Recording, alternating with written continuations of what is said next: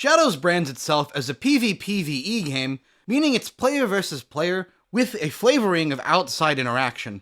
This game focuses around 2 to 3 players pretending to progress through a series of monster encounters until inevitably the game turns hostile and degenerates into a nuclear war. People say that Twilight Struggle is the best Cold War game. However, they've clearly never played Shadows. This game is character-based, so when I was offered a review copy, I had to say yes. In the first edition of the game, there are 5 characters. A Kinunde, that's not how you pronounce that, but that's what I'm going with. A Kinunde, a shaman who came for violence and only violence. Eras, a shaman generalist who can do direct violence. Ahti, violence but tactical. Roland, a paladin you pick if you don't want anything to happen ever. And lastly, Mautus, a demon boy with a unique gimmick of trying to teabag everything. These characters compete to have the most victory points by the end of the game. The game ends when a player has obtained 9 victory points, or the third monster is defeated. Turns are played by selecting cards from a deck, and then using them to try and gain resources, or defeat a monster or player. Since most cards are returned to the deck at the end of each turn, being able to read a player's options becomes immensely important. The game has a unique gimmick of coming with 2 booster packs with a random assortment cards to ensure that every board game is a unique experience. We'll talk more about this later. The physical quality of the cards itself is very good. I would put the durability of the cards as above the quality of modern Yu-Gi-Oh! And Magic the Gathering cards, but below the very high quality of Bandai cards, mostly because they're not super resistant to bending. Print and foil-wise, cards look quite nice. The mat the game comes with is exceptionally thick and very large. I do wish the game came with 2 copies of the mat right out of the box. Even a paper copy of the mat would be very helpful. It would make explaining the game's 15 different zones to new players easier. The only thing I really didn't like about the quality is how poorly the pieces fit into the box. It's a type of game where everything goes everywhere after you put it up. You open the box and it's just a mess you have to sort through every single time. Mechanically, this game is very interesting. Since there are a limited number of methods to obtain victory points, the meta ends up being optimized around a few tactics. You can get a victory point from killing the last monster, or from completing a randomly assigned mission. However, the majority of victory points comes from buying items and learning spells. These are obtained through golden experience. Each card in a character's deck gives one of either of these resources straight up, or if a condition is met. On top of a free material given out by the leader mechanic, the number of resources a player should be getting each round is 3 on the early rounds, and then later 4 to 5. Since getting a new card costs 3 resources, and the average item cost is 3, we can determine that a competitive game will almost always end in 7 to 8 turns. Of course, this is assuming every condition can be consistently met, and that players can't consistently kill each other. That brings us to the question, how can we consistently create swings in tempo, or get an extra material? Well, the answer is determined by a few factors. A character's defensive skills, unique cards available in packs, and lastly, who actively has the leader card.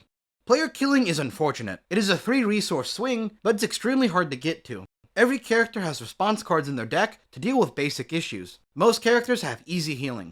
More importantly than that, every character has access to dodge whenever they would take damage more than once a turn. Dodge is the mechanic that was put in the game to discourage players from fighting each other. Dodge is a response, so it not only protects from 5 damage, it robs most damage cards from getting a victory point. This creates a system where it is extremely difficult to kill the enemy player, requiring multiple turns of suboptimal plays, multiple players double teaming a player, or cards obtainable in the booster packs. Booster pack cards have their own unique set of problems in the meta. If used optimally, they guarantee an optimized amount of resources gained every turn, but come with the downside of significantly less interaction in a lot of cases. So what ends up being good then? Of course, we have the limited number of cards that are guaranteed a resource. The basic card in the deck, Search, is always a gold. The second most likely card to get a resource is a Predict card. Since almost all Predict cards work on 4 or 5s, and Search a 4-cost card, we can safely assume our opponent has Search if they don't have a better option. We can also guarantee a hit with Predict if our opponent needs to heal or block, making it a safe call in most situations. The only time a player will have a better play is if a player can guarantee an attack on a monster through the leader benefits. Usually this gets around needing to play a 4 or 5 cost card. All that being said, we can figure out an optimal strategy for every character in a 3-player game. It looks something like this. If you're the leader, you can abuse monster setup to exploit combat cards without worry. If you don't, you can likely use shop as a guaranteed resource. This means we can use Predict cards on players without the leadership ability. Two-player games are a bit more tight since one player will always have leader while the other won't. Bluffs and reading become much more important, and the game generally becomes better. To summarize the meta, one of my friends put it best. The game feels as if it was tested around only with a small group of people with a very particular meta, and the balancing was done all around that. Honestly though, I still think the gameplay is quite fun. There's a lot of room for bluffing or doing surprise plays. What you have access to from the booster packs determines a bit too much in my opinion, but theoretically there's a ton of room for unique strategies. But that depends on how your play group handles the setup of the outside deck. By the rules, it can sometimes be unbalanced. One might then ask, how do characters factor into the meta? Well, most of them don't do enough to really be noticeable. These are set 1 characters with limited set 1 gimmicks. The most important thing a character needs to do is to fulfill their mission objective. Since they're random, this can't be guaranteed. We can still put our characters into a hierarchy though. Because this is MonkeyFight, I'm still gonna put the characters into a tier list. In S tier we have Roland/Keun, A tier we have Ahti and Maltis, and B we have Eris. Roland through the card Epic Performance can turn off any player's attack turn consistently. He's got healing that can be used on everyone, and enough of other cards to do anything else anyway. Roland can determine the flow of the game, and that's not okay. Keun is very straightforward and good. He's got the best attack turns against monsters in the game. By being able to do 5 damage turn 1, he can clear the first boss and take an early lead. If Roland is good because he slows down the game, Keun is good because he can push the game forward. The lower characters kind of struggle with moving the game forward. Ahti is a player killing character in a game where player killing is very hard.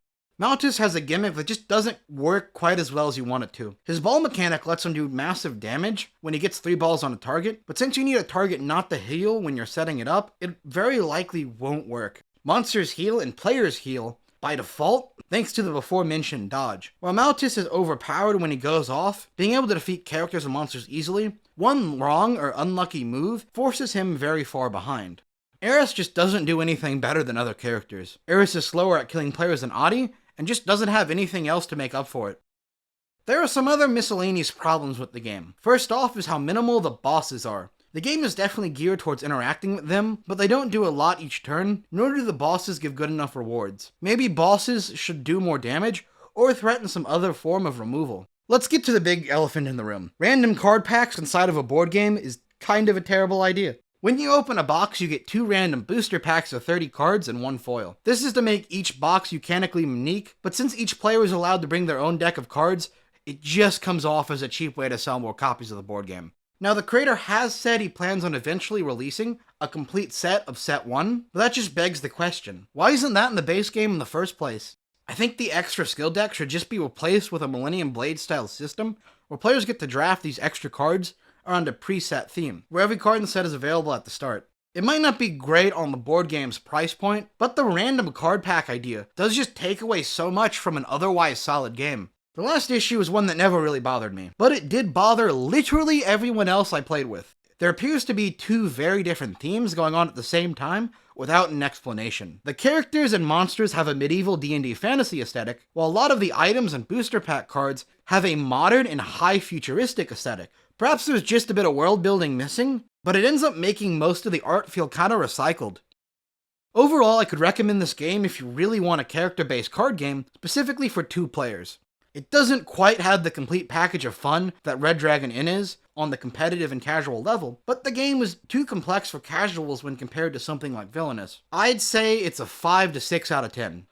I linked the Keun Games store in the description below if you wanted to try out the game for yourself. Again, thanks to Keun Games for sending me a review copy. If you liked the game's review, check out my old review of Red Dragon Inn. The review is from that phase where I talked really fast for no reason, but is one of my better edited videos. I believe Red Dragon Inn to be the best character-based card game ever made, so you should check it out.